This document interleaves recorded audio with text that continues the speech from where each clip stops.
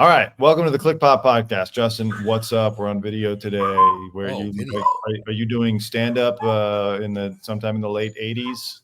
Where are you? I'm in a band that's on the run. Okay. Justin McCartney. Got it. I play guitar left-handed. There you go. All right. Pretty close, pretty close. Speaking of people on the run or who were on the run, Carlee Russell, who we all thought was kidnapped after seeing a toddler on the side of the road, comes out now today, or not today, but it came out that she faked the whole thing. It was a hoax. And now we've gotten the answer. Will she be charged? Yes, she has been charged.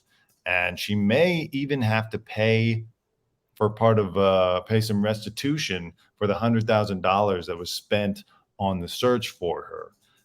What do you think? Was this the right call? Absolutely the right call. We talked about this, and I told you my opinion. Look, she does have obviously some mental problems and issues going on here. She wouldn't have done this otherwise. Whatever her reasons for doing it, appears it could have been to get the attention of an ex-boyfriend, or maybe she's suffering some other issues.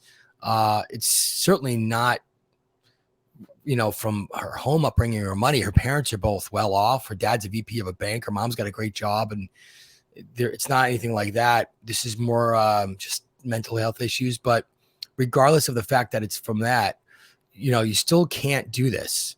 You can't go out and waste resources that are valuable resources for people that are really in need. It also creates a problem in the future when there's other real issues. People don't believe it as much. So there had to be some type of punishment for her. That's just to deter other people from doing it, to make sure people know that when you do something like this, that there is a penalty to be paid. So this will now hopefully keep others who maybe thought about maybe they're going to do this too, because there tends to be copycats for all crimes. Yeah. All major crimes, especially crimes that are on the news, will have copycats. So this will hopefully deter those copycats. And now her boyfriend hates her. Like, he publicly blasted her. He made sure to separate himself from her. And he especially must feel like a fool because when she came back initially, he put out a nice statement on Instagram asking people to, think and pray and like feel bad for her and all that kind of stuff. And so he's got to feel totally betrayed. And then it's just like a weird, like a Jodie Foster, John Hinckley type of thing. Not to that extreme, but just totally dumb. Right? Sometimes with people with their hearts and their emotions, you don't really use your brain. You just kind of make a decision to do something, think it's going to work. And she did not think this through. And, a lot of times criminals just don't realize that technology and the public are going to get involved and that their crime's just going to get, uncovered pretty quick. And this is one of those cases where she did not think it through. Probably was an impulse move or something. I mean, she was researching things on Google, but the initial idea was probably an impulsive move to get his attention. She starts researching, and then she just convinced herself it was a great idea, but did not think it through. And so now you suffer the consequences. And yes, she made a fool of him. He probably feels like what is wrong with her? He's probably like, what the hell is your problem? So yeah, he's going to distance himself. But, maybe they'll both wind up on Maury or something. I don't know. If Maury is still on, I forget. Here, by the way, is her mug shot. She's having a good time. I don't know if she is like taking it seriously or if she thinks this is going to win people over. Like, oh, I'm not sweating it. It's no big deal. I just created a fake hoax, and now I'm facing 2 misdemeanor charges and up to $12,000 in fines and possibly 2 years in jail. Yeah, that's a lot. I mean, I don't think she knew. To me, to put her in jail for that long, I mean, that's pretty harsh. I mean, the fine, public humiliation, maybe a weekend or something. I mean, I don't know. That's not for me to determine, but that seems 2 years. There's people are committing serious violent crimes. I don't get that. So I think that's a little harsh. But in her picture, I have to say, as someone who worked in a casting office, looked at a lot of people, I see a little crazy in her eyes. You saying that she should be cast in something when the strikes are over? I see a little crazy in her eyes. She could play a crazy person pretty well. Honestly, she should try to pivot it. I like that. I do like the smile in that it's showing a little bit of personality, It's a crazy smile. Not everything has to be morbid. Yeah, It's someone. it's a nervous, crazy smile. That's not a genuinely good, nice smile. That's not a warm, welcoming smile. That's what we call a nervous, crazy smile. Maybe she's going to plea insanity. But I agree with you. Jail is too harsh for this. You know, probably like community service, maybe a little bit of fine. Yeah. But like, even if they put her in jail, I'm sure that the prisons are overcrowded. She would be out on the street again in no time anyway. So like, why go through the whole charade? It's not exactly. It wasn't that. Yeah, it was a couple days of high intensity search, and it was dangerous, and it did pull valuable resources away from other investigations. But luckily, she only kept it going for about 2 days. You know, if she had done this for like weeks or a month and then came back seriously, okay, now it's like you might need to be taken off the street just because you're unwell. I don't think she was able to continue it for more than 2 days because the public got to the bottom of it pretty quick. Yeah, it was not well thought out. No. And she's I don't get it. She Googles the movie Taken, which is about international human trafficking. You know what I mean? Like, it's not about Alabama. It's about the wealthy elite. I mean, people. Never mind her boyfriend. What about her ex-boyfriend? What her poor parents? Her dad's the vice president of a bank.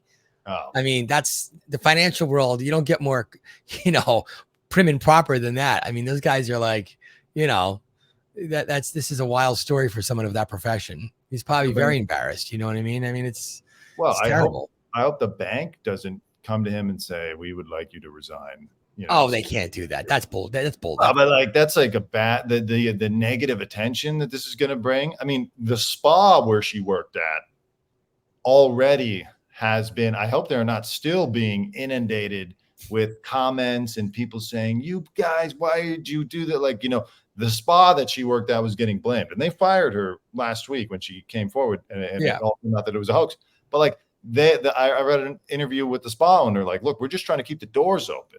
This is negative publicity. So I'm worried about the father having to have his career affected at the bank and them just being like, listen, can you quietly move on? All right. This Carlee thing is just makes us look awful. I mean, here's the thing. If history has taught us anything, is that no matter what the story is, no matter what happened, time goes on and people forget. It's hot right now, but in a week, it's over. The news cycle's too fast, my friend. Well, I don't know. I mean, for us nationally, yeah, we're already going to forget about it. But around there, her mother is a realtor. And everyone's going to be like, are you going to really buy your house or sell your house through the woman who raised Carlee Russell? Be attentive to all the details and all that kind of stuff. Yeah, but people are odd. They might want to buy a house from her because of that. I would argue that she's probably going to get more I would probably argue that it's probably going to be a wash. She's probably going to lose customers because of it, but then she's probably going to gain the same amount. I don't know. People are strange. I'm telling you, whenever they want to buy a house, if there's any type of like celebrity / crime, not crime, but like in the news or on a show, if there's anything like connected to something, it gives it like selling power. It's bizarre. People are weird. She could be a true crime realtor. Maybe she could sell haunted houses or murder houses or something like that. Pivot, but brand yourself, embrace it, own it, go with it, baby. She might have to. Carlee still has not admitted why she did this, just that she faked it. I think you're probably right. Maybe it was like her trying to get the boyfriend back. 100%. I'm going to get this so much attention. You're really going to miss me, when there's an Amber Alert out for me. Yeah, 100%. This is like a crime of passion. This is her heart just doing anything it can to get her man back. This reeks of pure desperation. And now it's possible, as I said before, that she would have to repay the $100,000 that was spent in the search for her. That's going to be devastating. Truly, in this economy, and she's already been fired, and who's going to hire her next? She can't afford that. God forbid. I hope she doesn't have student loans on top of this, because her dad's vice president of a bank. They got some loot over there. Her dad's got a lot of money. They live in an $800,000 house. That's an expensive house. They're going to have to take out a loan on that house to pay back the rest. And what state is that? They're in the state of what? Alabama. Yeah. So $800,000 in Alabama is like $3 million in LA. It's an expensive house. Yeah. Well, I think we're in agreement jail is too harsh, but a fine. And I don't know where I'm split on the restitution thing. On the one hand, yeah, you wasted $100,000 of taxpayer money in restitution. On the other hand, the politicians are always wasting tax money all the time. And this is going to handicap her financially for decades if she has to pay back $100,000. Well, all crime costs the state and the city's money. Yeah. When you commit a crime, it costs money, right? Because ambulances get involved and cops get involved and there's damage a lot of times to property. So crimes cost money. So then this begs the question, should all criminals be responsible for whatever their crime costs?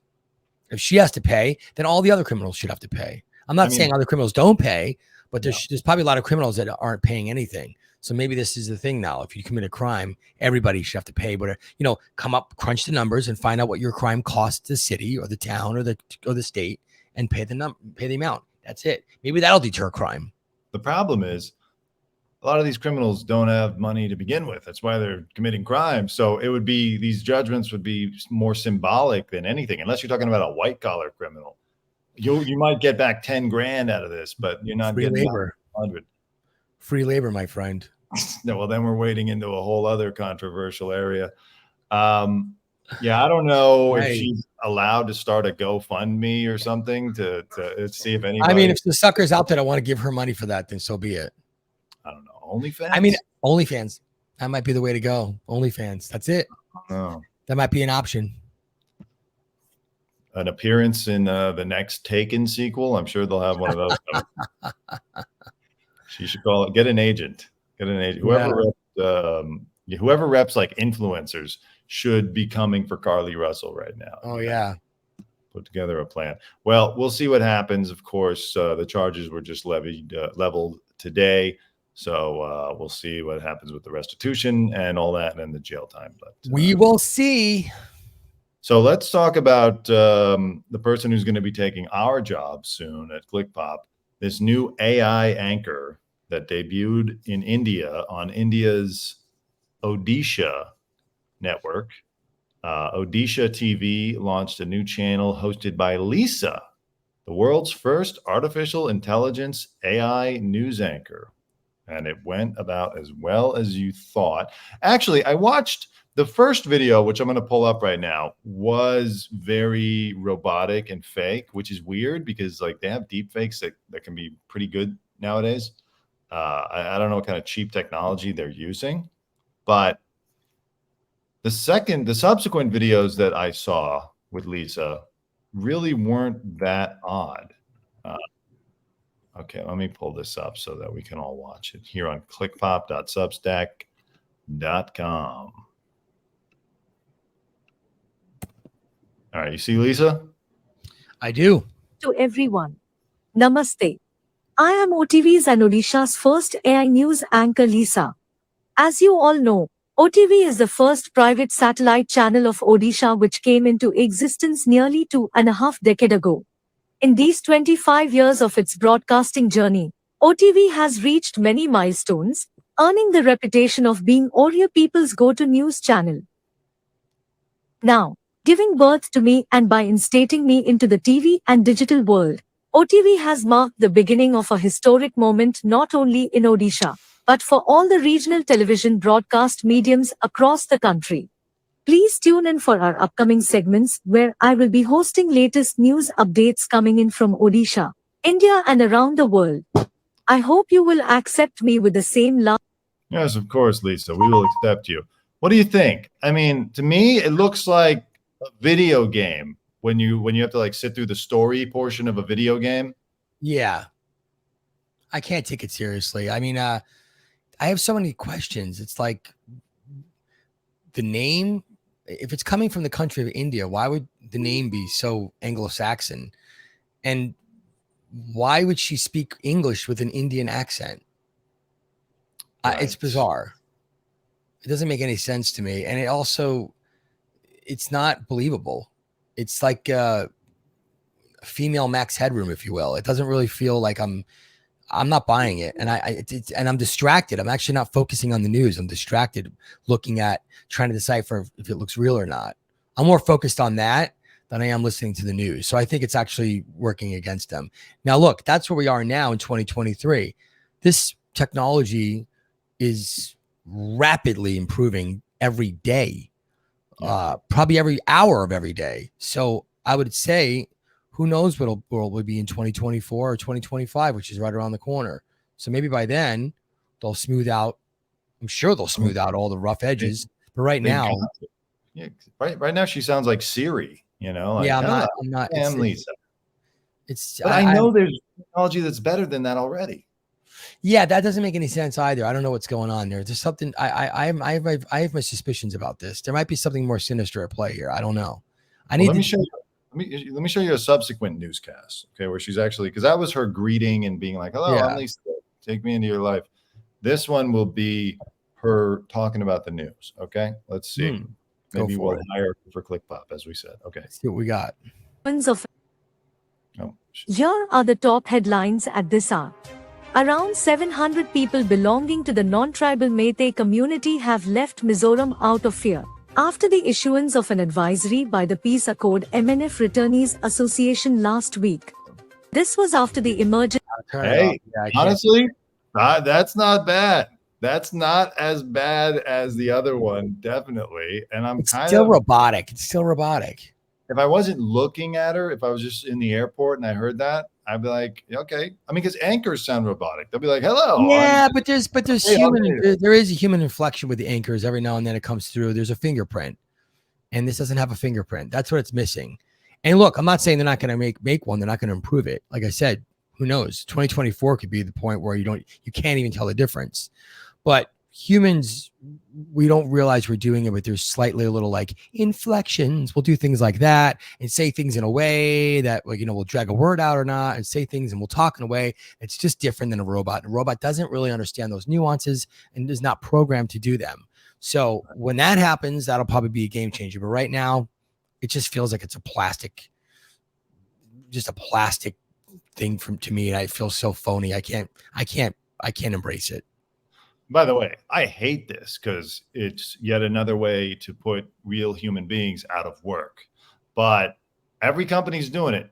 All I read about is Netflix and the movie studios, and everybody's hiring AI product specialists, and they're going to divert all the salaries that they could be paying the creators, the actors, the writers, to AI specialists to develop this type of thing. So it's coming.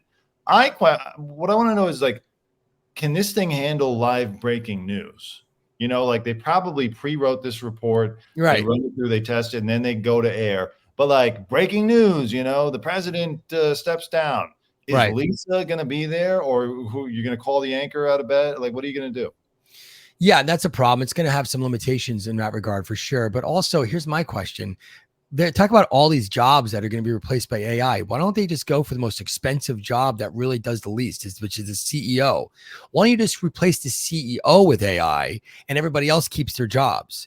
The CEO is the person that's costing you anywhere from $4 to $100 million. Why don't you replace the CEO with the AI and let AI make the most logical choices? CEOs are known for making very dumb decisions. I mean, look at just what's happened recently with some of these businesses crumbling based on bad decisions. So why don't you just replace them with the AI, which are probably like more of a logical choice that's the best for the company, and everybody else keeps their jobs?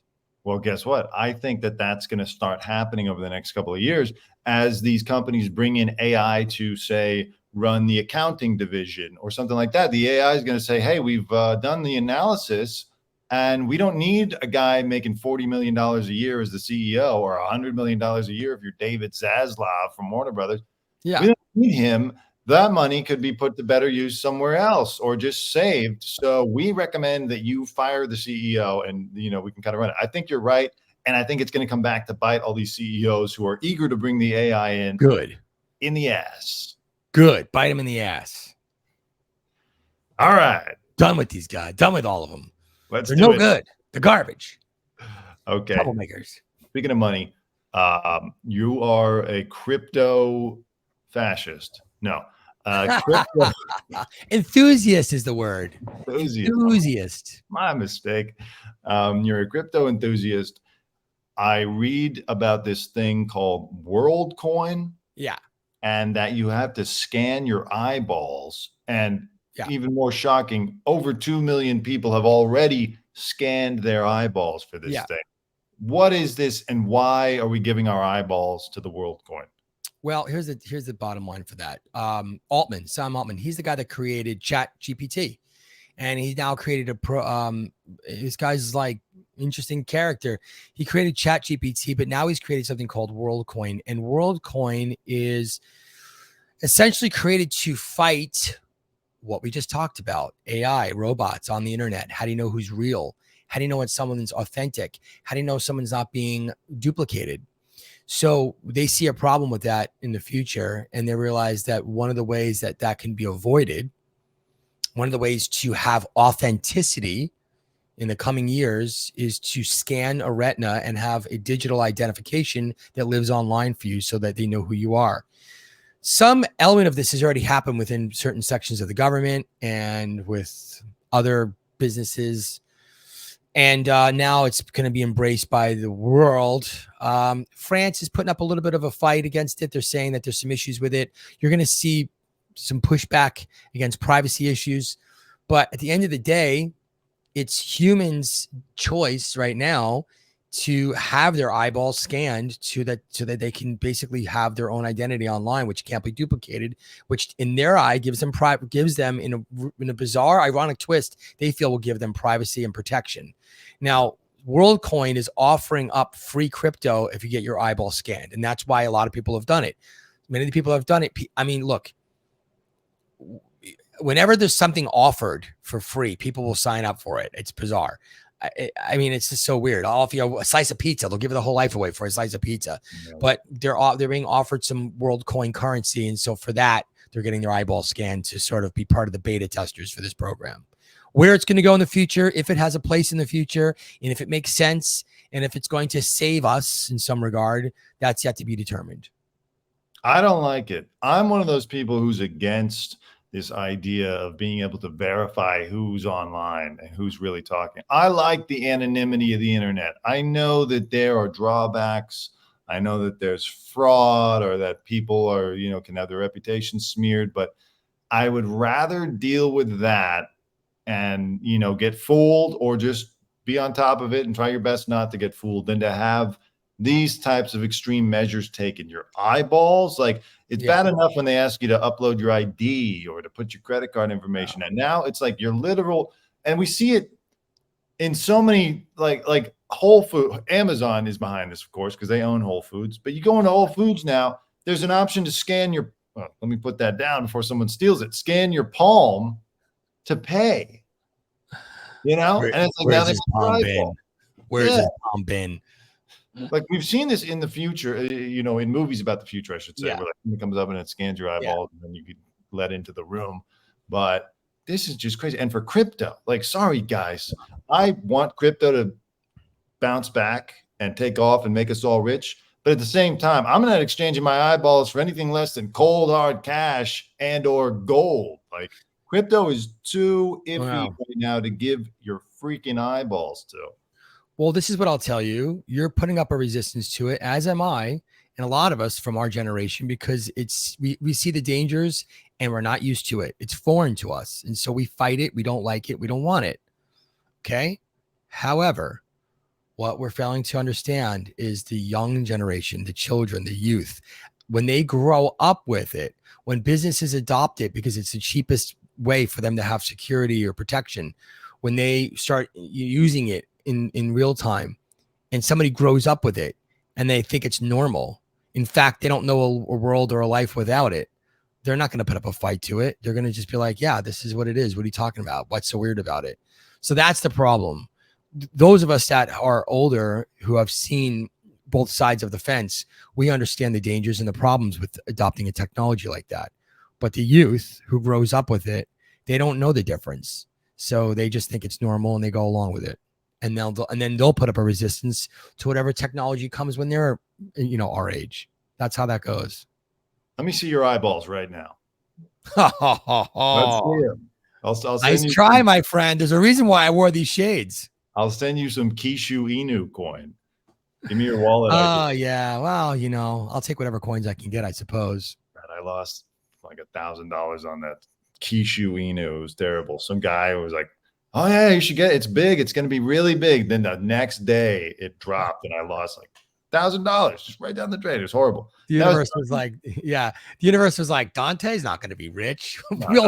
We'll see to that. I knew better and I should have known even should have known. The universe was like, nah, bruh, ain't your day. But getting to your point, if you were a conspiracy theorist, you would think that the CIA or, the government, the powers that be have been pushing social media all along in an effort to get everyone comfortable and especially raise the new generation to be comfortable with this idea of zero privacy, that you can't hide anything. We got your eyeballs. You show everything about your life, pictures of you at every age, talking about things, the good things, the bad things.